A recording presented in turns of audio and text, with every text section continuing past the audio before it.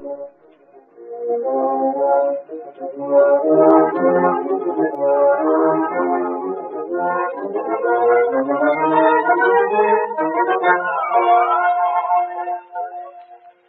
most delightfully fascinating character in the realms of mystery, Charlie Chan.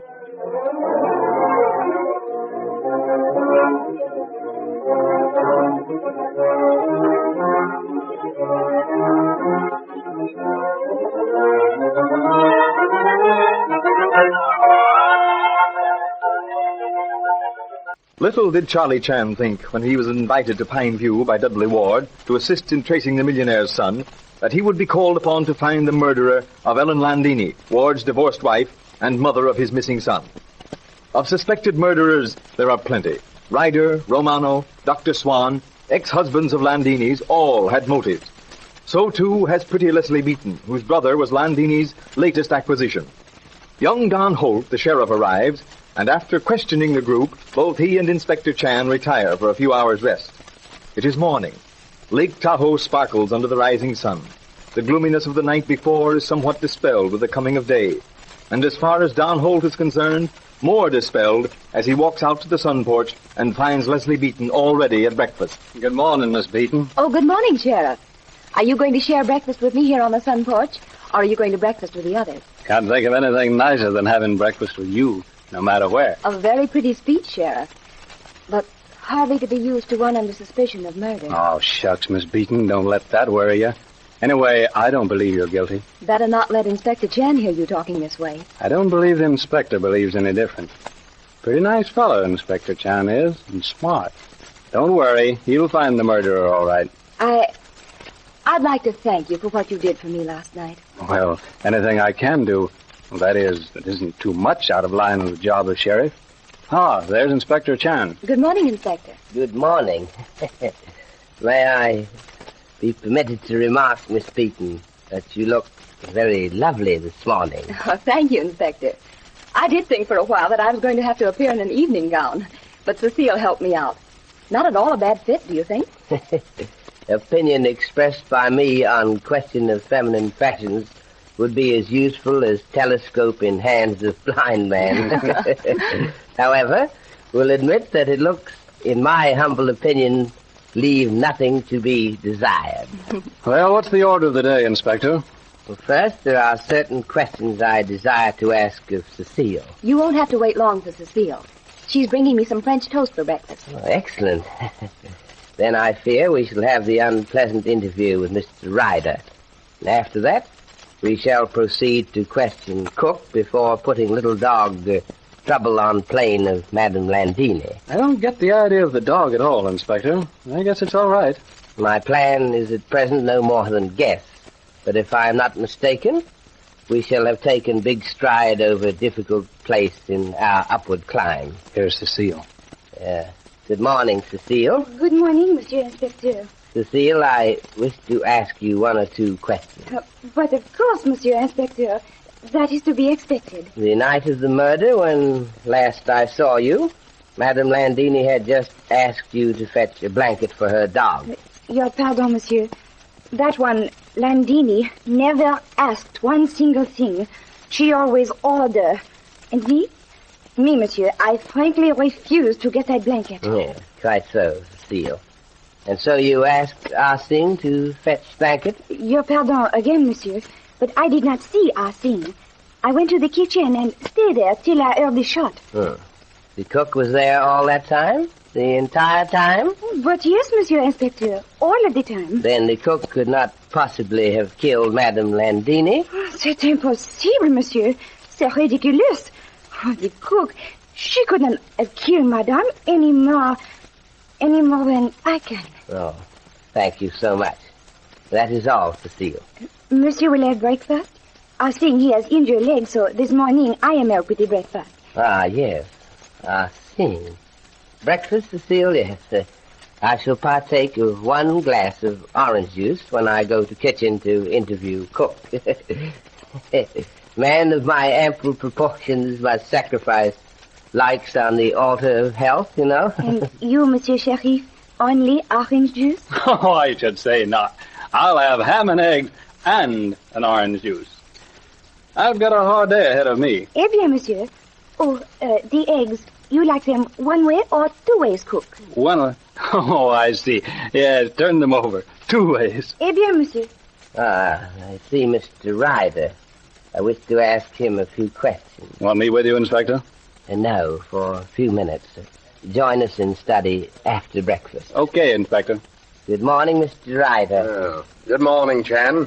Mr. Ryder, may I ask you to step upstairs to study for a few moments? Now, really, Chan. Don't you think this question and answer business has gone far enough? You are suggesting that we consider the matter of Madame Landini's murder closed and, like snap of fingers, permit murderer to escape? No, certainly not.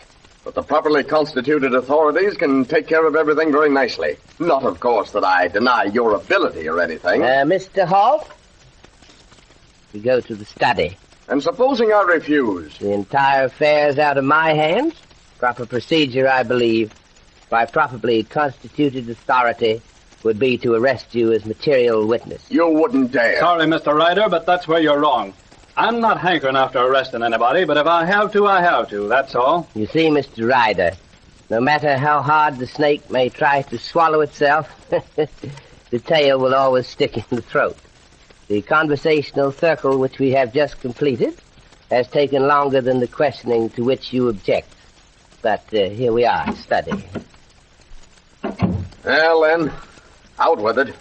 What do you want to know now? Mr. Ryder, you definitely stated last night that you were not in study until after Landini's death? And I still say so. And you can't prove otherwise. Mr. Ryder, here on desk is part of burned letter. Also, envelope. Same were retrieved from fireplace. Sheriff will tell you to whom same was addressed. The letter is addressed to Mr. John Ryder. Urgent, private, in a bold hand, but it doesn't look like a man's handwriting. Mr. Ryder will tell you whose writing it is. It is. Yes, it's Ellen Landini's. Correct. Addressed to you as private and urgent.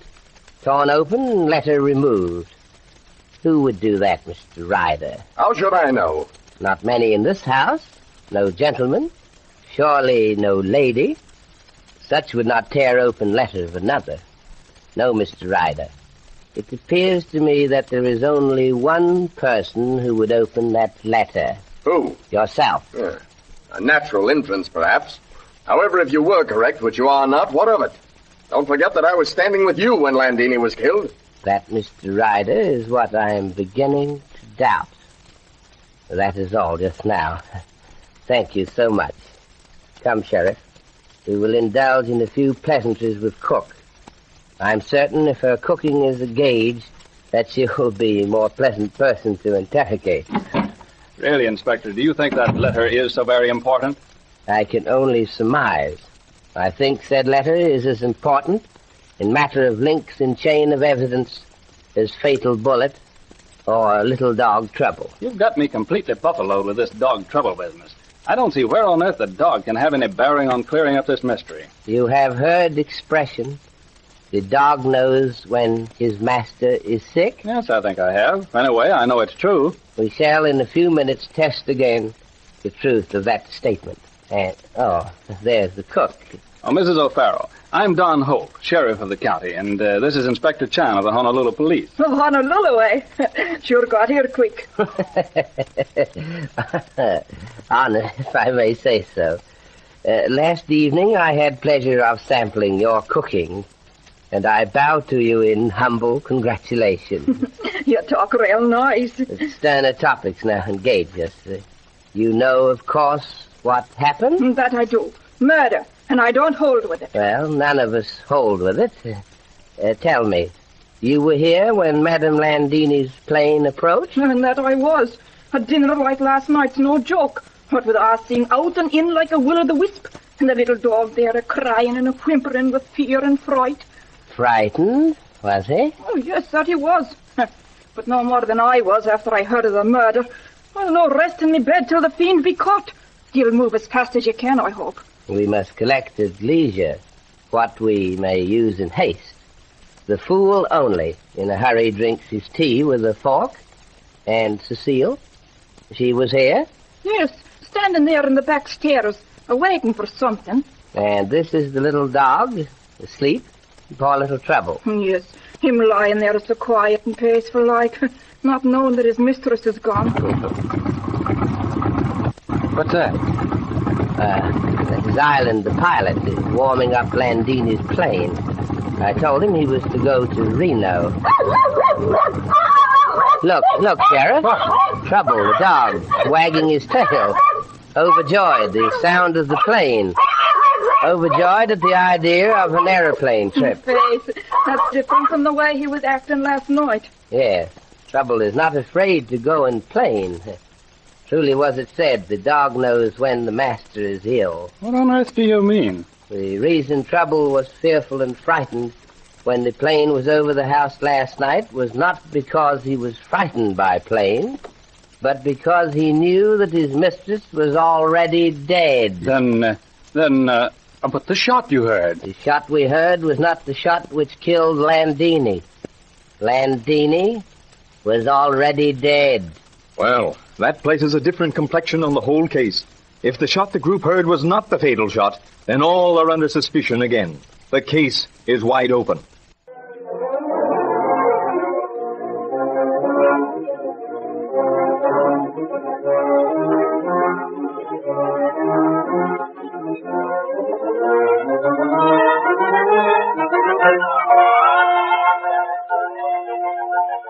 Well, Mr. Chan, what treat do you have in store for us tonight? I have been thinking a great deal about the little dog Trouble. You see, Mr. Wilson, dumb animals have great gift of nature. Instinctively, they know their friends. It has been well said that man, though kind of feature, open-handed in generosity, and voluble with good words, is to be avoided if same is shunned by dogs. So that sometimes dogs may be better judges of human beings than men, huh? Very often that is the case, Mr. Wilson. Thank you, Inspector Chan. And good night. Good night, Mr. Wilson.